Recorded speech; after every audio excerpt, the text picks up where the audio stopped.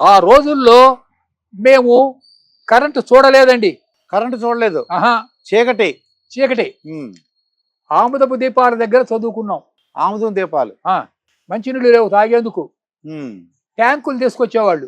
ఆ ట్యాంకుల్లో నీళ్లు తెచ్చి పోస్తూ ఉండేవాళ్ళు. మేము తోలుబొమ్మలాటలు చూసేవాళ్ళం వినోదం కోసం. ఎంటర్టైన్మెంట్ మాకు తోలుబొమ్మలాటలే. తోలుబొమ్మలాటలు అయిన తర్వాత నాటకాలు వచ్చినాయి. మైలవరం కంపెనీ, సురభి, మాయాబజార్, ఇలా కొన్ని నాటకం కంపెనీలు వచ్చినాయి. వాళ్ళు తులాభారం, శ్రీకృష్ణ రాయబారం ఇలాంటి నాటకాలు ఆడుతూ ఉండేవాళ్ళు. హరిశ్చంద్ర. ఇంకా ఆ రోజుల్లో ఇలా చింతామణి అని ఒక నాటకం. అవునండి. ఇవి ఆడుతూ ఉండేవాళ్ళు. 1940s నాటి మాట చెప్తున్నా. తర్వాత మెల్లగా ఫిలిం ఇండస్ట్రీ వచ్చింది. వచ్చి జానపద చిత్రాలు అవి రావడం మొదలుపెట్టాయి.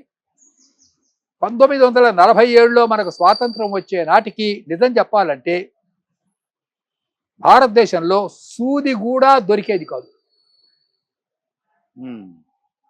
మాకు బాగా గుర్తుంది, గొల్లభామ పాల డబ్బా అని ఒకటి ఉండేది. మిల్క్ మెయిడ్ ఫారిన్ నుంచి వచ్చేది. కట్టుకునే బట్టలు గ్లాస్కో విదేశాల నుంచి వస్తుండేవి. Glasgow company. గ్లాస్కో. నేను మాంచెస్టర్ వెళ్ళా. మాంచెస్టర్ ఎక్కడుంది? బ్రిటన్లో ఉంది. నేను వెళ్ళా మాంచెస్టరు. అది ఎంత ఉంటుంది? మన హైదరాబాద్ అంత ఉంటుంది. మొత్తం బట్టల మిల్లే. మళ్ళీ ఇంత పెద్ద మార్కెటింగ్ ఉన్నప్పుడు మరి వాటంతా ఎక్కడో వీళ్ళు అమ్ముకోవాలిగా. అవునండి. ఇండస్ట్రియల్ రెవల్యూషన్ వచ్చింది, ప్రొడక్షన్ వచ్చింది. ఈ ప్రొడక్షన్కి వీళ్ళకి సెంటర్స్ ఉండాలిగా, అవుట్లెట్. అందుకని ఇతర దేశాల మీద పడి దోపిడీ చేసి అవన్నీ ఇక్కడ అమ్ముకోవడం. ఇక్కడ నుంచి పత్తి తీసుకెళ్ళి అక్కడ బట్టలు నేసి ఆ బట్టలనే మళ్ళీ ఇక్కడికి తీసుకురావడం. చూసారా అది? అందుకని గాంధీ గారు ఏం చేశాడంటే చరకా ఉద్యమం అని పెట్టాడు. ఎవరింట్లో వాళ్ళే చరకా తిప్పేవాళ్ళు. మా ఇంట్లో చరకా ఉండేది, మీ ఇంట్లో కూడా చరకా ఉండేది. మీ తాతగారిని అడగని చెప్తారు. అవునండి. ప్రతి ఇంట్లో చరకా ఉండేది. దానికి సూత్రయజ్ఞం అని పేరు పెట్టారు. సూత్రయజ్ఞం విన్నారా? ఈ సూత్రయజ్ఞంతో ఎవరింట్లో వాడే బట్టలు దాన్ని ఖద్దరు కట్టుకునేవాళ్ళు. ఈ ఖద్దరు కట్టుకోవడం వల్ల ఏమైపోయింది? మాంచెస్టర్ మిల్లు దెబ్బతిన్నది. ఇట్లా స్వదేశీ ఉద్యమం. ఇప్పుడు మనకి స్వదేశీ అని కొత్తగా ఇప్పుడు నరేంద్ర మోడీ గారు made in India, Swachh Bharat, Nirmala Bharat ఇవన్నీ కొత్త నినాదాలు కావు. ఇవన్నీ 1930s 40s నాటి నినాదాలే. వాటికే ఈయన మోడర్న్ గా మళ్ళీ ఇవాళ కొత్తగా చెప్తూ ఉన్నాడు అంతే. ఇవన్నీ మనకు పాత నినాదాలే. Made in India, make in India. ఏమండి? అయితే ఆ రోజుల్లో పరిస్థితులు చాలా దుర్భరంగా ఉండేవండి. తాగేందుకు నీళ్లు లేవు. నేను ప్రత్యక్షంగా ఆముదపు దీపం, చిన్న కోడిగుడ్డు దీపం అని ఉండేది. కిరోసిన్ అండి. కిరోసిన్ మెల్లగా వచ్చింది 1945 తర్వాత. కిరోసిన్ దీపాలు, చిన్న దీపాలు. కిరోసిన్ కూడా దిగుమతే. రంగూన్ నుంచి బియ్యం దిగుమతి చేసుకునేవాళ్ళు. రంగూన్ అంటే ఇప్పుడు ఏమంటారు దాన్ని? మయన్మారేగా. అది ఆ రోజుల్లో రంగూన్ నుంచి బియ్యం దిగుమతి చేసుకునేవాళ్ళు. ఎందుకనో తెలియదు నాకు. అంటే అంతటి స్కేర్సిటీ ఉండేది దేశంలో. కానీ అప్పుడు పాపులేషన్ మాత్రం 40 crores అండి. 40 crores అప్పుడు పాపులేషన్.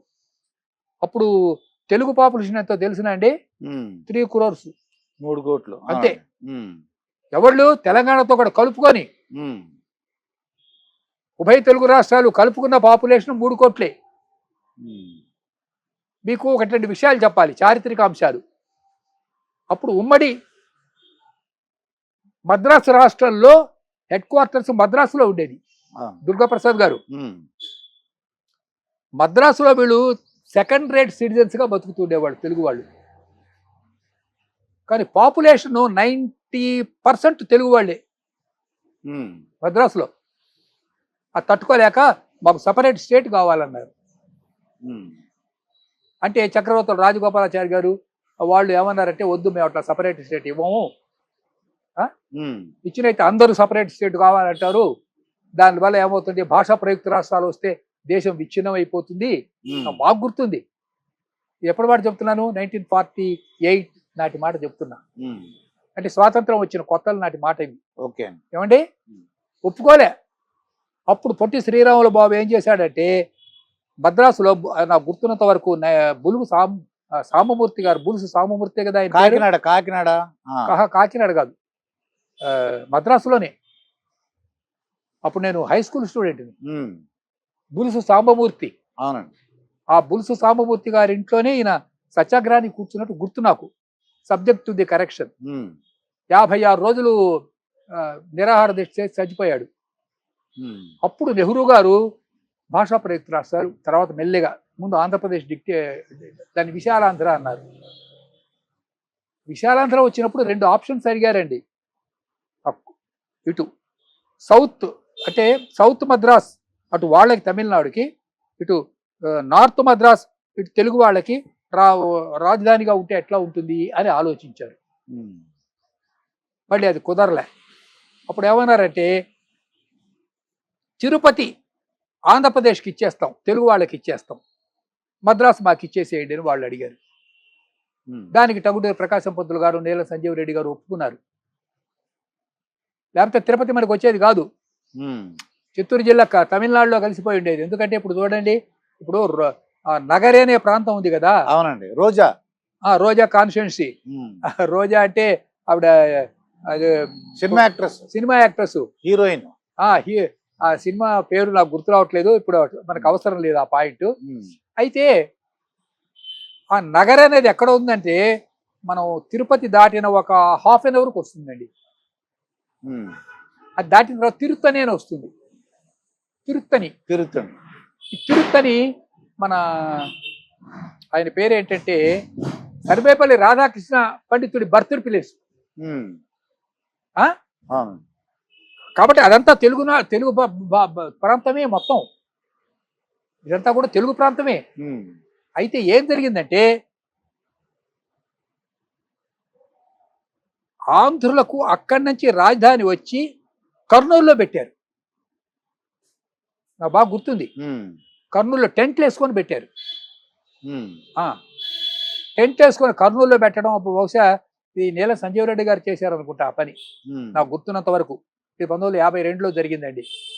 తర్వాత ఏమన్నారు, తెలుగు వాళ్ళం అందరం కలిసి జీవించాలి అన్నటువంటి ఒక ఉద్యమం వచ్చింది. ఆ ఉద్యమానికి ఇక్కడ ఒప్పుకోలే. ఇక్కడ అంటే హైదరాబాద్లో చాలా మంది ఒప్పుకోలే. ఎందుకంటే మేము సపరేట్గా జీవిస్తాము, ఇక్కడ మాడపాటి హనుమంతరావు, బూర్గుల రామకృష్ణరావు ఇలాంటి కొంతమంది, ఎంఎస్ రాజలింగం ఇలాంటి కొంతమంది నాయకులు వాళ్ళు దాన్ని వాళ్ళ సమైక్యవాదులు వీళ్ళు. కానీ ఇక్కడ నూకల రామచంద్రారెడ్డి, తర్వాత చెన్నారెడ్డి గారు, వాళ్ళు పెడతల రంగారెడ్డి గారు వీళ్ళు ఒప్పుకోలే. అప్పుడే ఎప్పుడు మాట చెప్తున్నాను, 1956 నాటి మాట. మేము సపరేట్గా ఉంటామంటే వాళ్ళకు కొన్ని షరతులు పెట్టి ముల్క్ అంటే నేటివ్ వీళ్ళకి కొన్ని హామీలు ఇచ్చి తెలుగు వాళ్ళంతా కలిసి ఉండాలి, ఒకే భాష మాట్లాడేవాళ్ళు కలిసి ఉండాలి, భాషా ప్రయుక్త రాష్ట్రాలు కదా. ఇట్లా 1956 నవంబర్ 1వ తారీఖు నాడు ఆంధ్రప్రదేశ్ ఏర్పడిందండి. అప్పుడు విశాలాంధ్రల్లా ఆంధ్రప్రదేశ్ అయింది.